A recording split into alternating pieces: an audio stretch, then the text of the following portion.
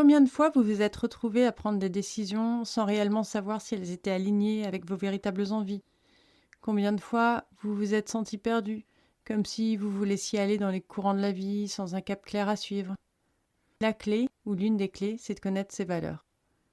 Quand vous les connaissez, vous pouvez tracer votre chemin, un chemin qui vous ressemble et qui vous guide vers une vie plus épanouie. Ok, mais qu'est-ce qu'une valeur exactement? La valeur, c'est ce qui compte vraiment pour vous, ce qui vous tient à cœur, ce en quoi vous croyez. C'est une conviction personnelle qui définit ce qui est juste pour vous, ce qui est important et qui a du sens dans votre vie. Les valeurs peuvent prendre différentes formes. Ça peut être l'honnêteté, la liberté, la créativité, l'amour, l'authenticité, la justice, l'entraide ou la gratitude. Chacun a ses propres valeurs qui reflètent qui il est et ce en quoi il croit.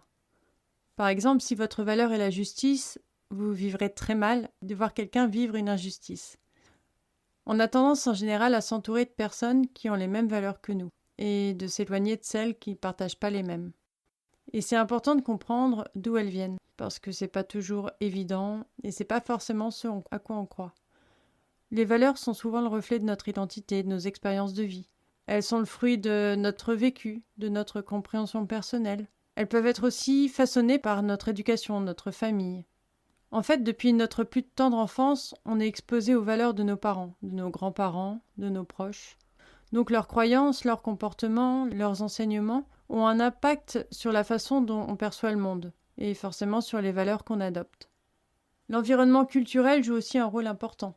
Selon votre lieu de naissance, votre pays, votre communauté, vous êtes exposé à des normes sociales et à des systèmes de valeurs spécifiques. Et ces influences culturelles contribuent à façonner nos propres valeurs, que ce soit en matière de famille, de travail, de religion, de politique. Il y a aussi autre chose qui joue un rôle clé, c'est nos expériences. Que ce soit les moments forts, les épreuves, les réussites, les échecs, les rencontres. Tout ça, ça impacte nos valeurs. Par exemple, si on a vécu une trahison, ça peut renforcer notre valeur de l'honnêteté. Tandis que quand quelqu'un a été généreux avec nous ou qu'on a vu un acte de générosité et qu'on voit l'impact que ça a sur les autres, ça peut développer chez nous une valeur de l'altruisme.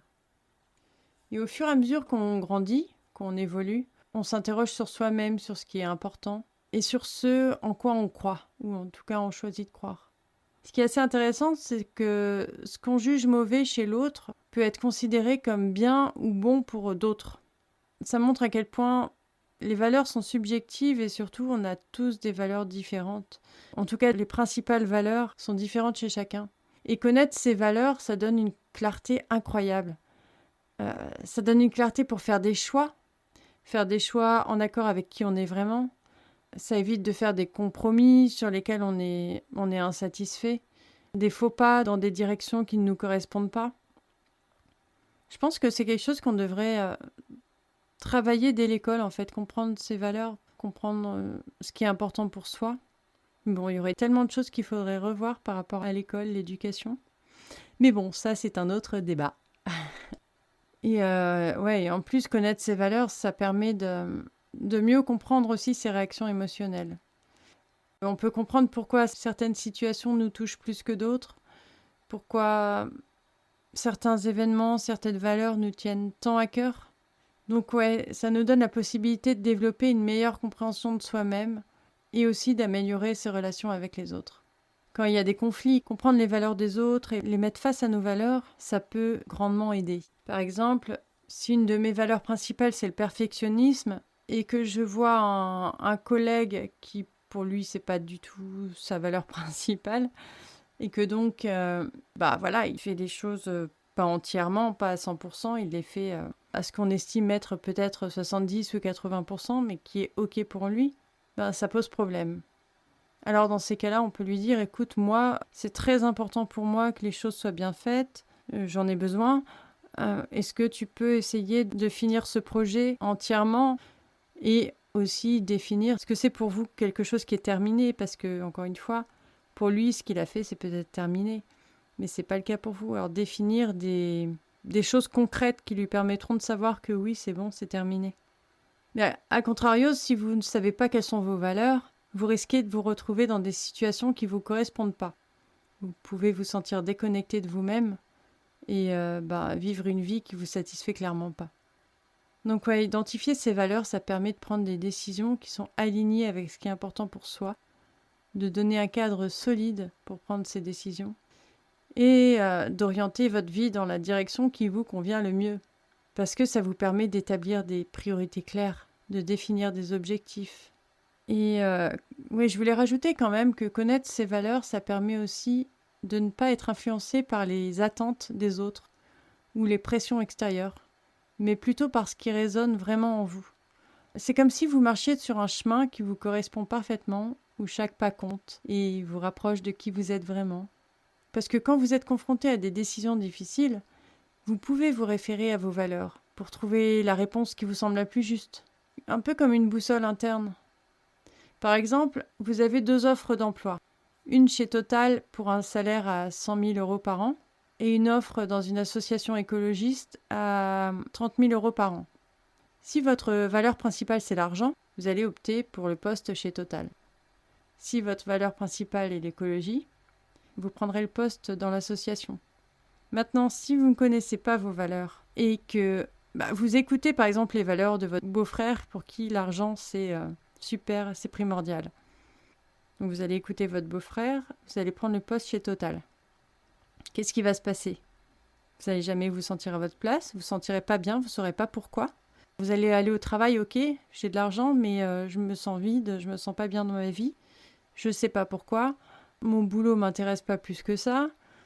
Ça va pas et éventuellement aller tout droit vers le burn-out parce qu'il y a un conflit entre vos valeurs et vos objectifs et ce que vous faites vraiment.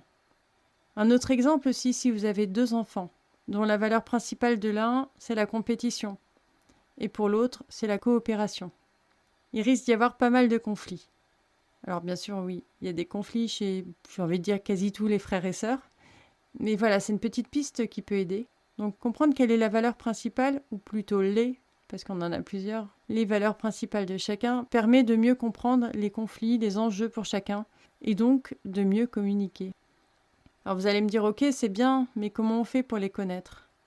Alors déjà, vous pouvez prendre un moment pour réfléchir à ce qui compte vraiment pour vous.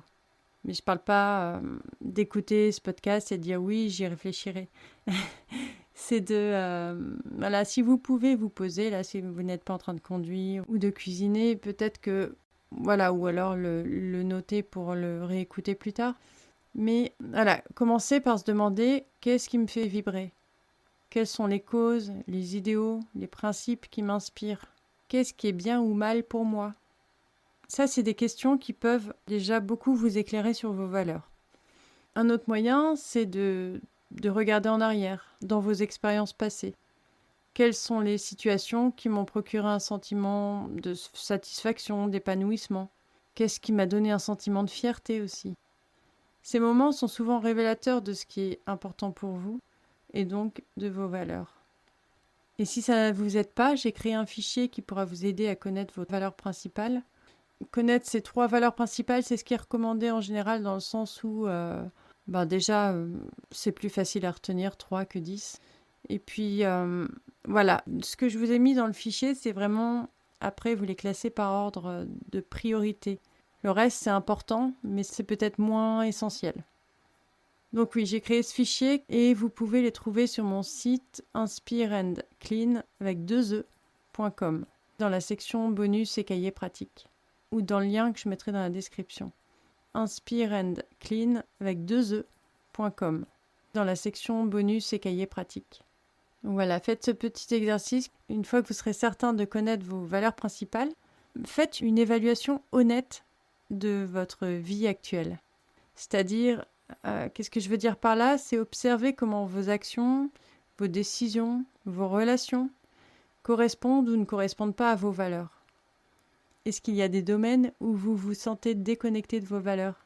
Par exemple, si votre valeur principale est la liberté, je vais un peu caricaturer le truc, mais si vous êtes fonctionnaire avec des horaires fixes, un lieu de travail fixe, etc., il y a peut-être quelque chose à revoir, sauf si éventuellement vous retrouvez cette liberté dans d'autres domaines de votre vie et qui fait que ça compense. Encore une fois, tout est question de mesure. Oui, demandez-vous comment vous pouvez vivre vos valeurs dans les différentes sphères de votre vie, que ce soit au travail, dans vos relations, dans votre mode de vie ou même dans vos loisirs. Par exemple, si l'honnêteté est une valeur importante pour vous, vous pouvez peut-être vous fixer comme objectif de toujours dire la vérité, même si ça peut être parfois difficile. Ensuite, soyez attentif à vos pensées, vos paroles, vos actions au quotidien. Est-ce que ce que je fais est en accord avec mes valeurs? Je répète la question. Dans vos pensées, dans vos paroles, dans vos actions, est-ce que ce que vous faites est en accord avec vos valeurs? Si ce n'est pas le cas, prenez le temps de réfléchir à des alternatives qui sont plus alignées avec ce qui est important pour vous. Mais attention, je voulais quand même préciser une chose, c'est que connaître ses valeurs ne veut pas dire que tout sera toujours facile. Bien évidemment. Dans la vie, il y a des épreuves, des obstacles, et parfois, vivre en accord avec ses valeurs peut demander du courage et de la persévérance.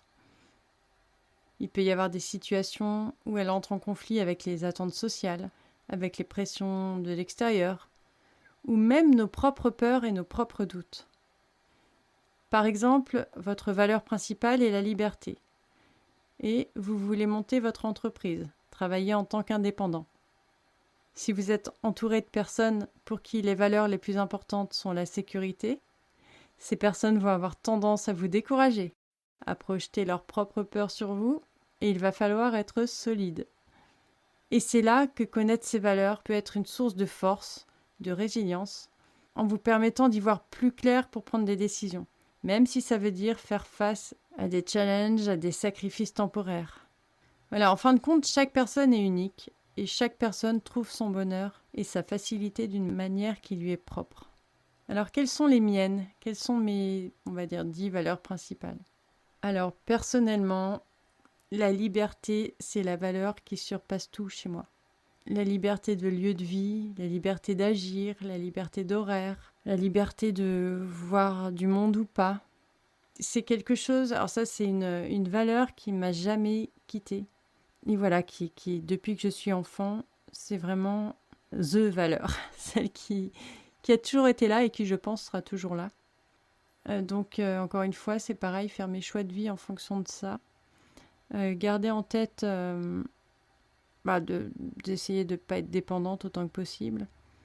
Voilà, de créer mon entreprise et puis d'être libre en fait. La deuxième, c'est l'écoute. C'est pas pour rien que je fais ce métier de coach, mais l'écoute, c'est quelque chose aussi, je me suis rendu compte en travaillant sur mes valeurs que ça a toujours été le cas chez moi et que j'ai toujours déjà aimé écouter, mais aussi eu besoin qu'on m'écoute, même si je parle assez peu. Quand je parle, c'est vraiment... ça vient assez du cœur. Parce que oui, je déteste les small talk, parler pour rien dire, ça j'aime pas du tout. Enfin, parler de la pluie et du beau temps, etc., ça m'enquiquine.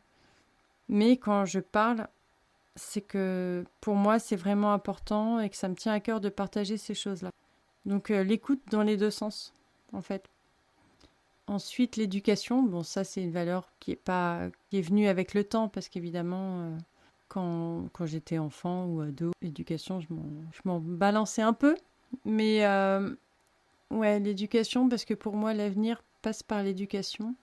Le respect, qui est la valeur suivante dans ma liste, passe par l'éducation.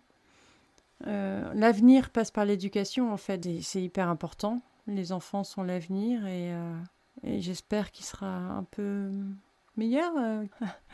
Voilà, moi je rêve d'un avenir plus... Je suis peut-être un peu naïve ou au pays des bisounours, mais je rêve d'un avenir où les valeurs d'altruisme, d'écologie, de prendre soin de soi et des autres au final, seraient plus importantes. Parce que en France, en tout cas, c'est peut-être de moins en moins le cas et je trouve ça triste. Mais bon, c'est un autre sujet. Ensuite, oui, la santé. Pour moi, c'est important. Et la santé passe par ce qu'on avale. La nourriture, c'est un peu... j'aime bien cette image de... Si tu as une voiture diesel, tu vas pas mettre de l'essence dedans et inversement. Et cette idée ce qu'on ingère en tout cas, c'est notre carburant et donner des choses qui ne servent à rien ou qui sont mauvaises pour le corps, ben, ça l'encrasse, en fait. Donc voilà, ça passe par la santé alimentaire, surtout. Je suis assez enquiquinante avec ça pour mes enfants, mais c'est important pour moi. La persévérance aussi. Ça, c'est moi. Enfin, c'est moi. Voilà. Voilà encore une idée un exemple de valeur qui peut être bien chez certains et moins bonne chez d'autres. C'est qu'on me l'a toujours reproché quand j'étais enfant. Et pour autant, ben, je pense que c'est ce qui m'a aidé dans beaucoup, beaucoup, beaucoup de domaines de ma vie, ma persévérance. Alors voilà, ceux pour qui c'est pas une valeur importante, ils vont dire tu es têtu. Mais moi, je dis non, je suis persévérante. Ensuite, il y a la débrouillardise. Ça me met dans des états pas possibles quand j'arrive pas à me débrouiller seule. Et ouais, la débrouillardise, c'est pareil, quelqu'un qui n'est pas débrouillard, c'est dur pour moi. Mais c'est dur pour moi de ne pas faire à la place de l'autre ou de ne pas de le laisser faire. Et voilà, bref, la débrouillardise. L'équité aussi. Je ne sais pas si je suis une féministe ou pas, en vrai. Enfin, oui, dans le sens où je suis pas pour l'égalité, mais je suis pour l'équité. Et l'équité, c'est parce que pour moi, hein, encore une fois, on n'est pas égaux, les hommes et les femmes, on est différents. Je ne dis pas qu'il y a quelqu'un de supérieur à l'autre, mais on est différents. Et donc, l'équité me paraît plus appropriée que l'égalité. On est différents par nos organismes, par nos corps, par notre force, par plein de choses. Et les hommes ont des qualités, les femmes ont d'autres qualités. Bien entendu, généralement, il y a toujours des nuances, des subtilités, des exceptions. Mais voilà, l'équité me parle plus en tout cas. En 9e, la sincérité, parce que les relations humaines devraient être sincères et je pense qu'être sincère avec les autres, c'est aussi être sincère avec soi-même et inversement. Et en 10e, je dirais la constance. Mais ça, voilà, ça c'est plutôt pareil, en contradiction avec mon enfance, bref. La constance, la stabilité, on va dire, par rapport à mes enfants. Je ne vais pas leur dire quelque chose, leur dire l'inverse le lendemain et encore l'inverse le surlendemain. Et voilà, pour moi, cette valeur de constance, je la vois plutôt par rapport à ça, en fait. Voilà, donc écoutez, si vous voulez me dire en privé sur Instagram ou en commentaire de ce podcast, si vous avez Spotify ou Apple Podcast, j'aimerais bien savoir vos valeurs. Qu'est-ce qui est important pour vous et si cet épisode vous a aidé, si vous a un peu éclairé et si vous avez envie de connaître vos valeurs. Mais peut-être que vous les connaissez déjà.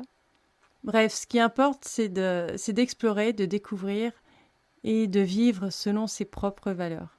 Toujours en restant ouvert aux ajustements et aux évolutions parce que au fur et à mesure qu'on grandit, qu'on évolue, on change, nos valeurs changent, nos valeurs peuvent changer.